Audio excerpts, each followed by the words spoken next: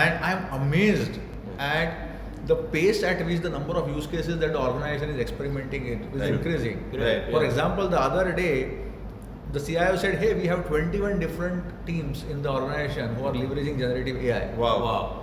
Now the fact is these 21 teams are doing it in their own silos. Yeah. There is no collaboration between them. Yeah. There is no centralization of resource. Right. No And architecture, most centralized. importantly, there is no single person in the organization who has a view of all those 21 workloads. What's True. happening? What's happening, what they are touching. Yeah. And suddenly there are 7 different clouds And which the are, token consumption.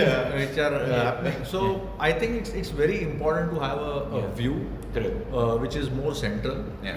and something that you are able to govern as an organization Yeah. in this thing. The other highlight that I have seen is the commoditization of tokens. Right. Right. Sure. What started as a very rationing approach that hey, Yeah. I have only so much tokens Correct. created It's or like- rather bought. Yeah. So you can Budgeted. only do so much. So much, yeah. Now that's a very counterproductive approach. Very Yeah. true. Because when you know that there is a resource which is going to give you a lot of benefit, Yeah. a order of magnitude benefit. in There's an terms of- ROI, right? Yeah. In terms of improving your efficiencies or your customer experiences, Right. you can't be constraining your employees from using it. Yeah. True. Yeah. As in, it is like saying that, hey, you are my salesperson, but Right. I want to touch only 100 customers. Yeah. True. Yeah.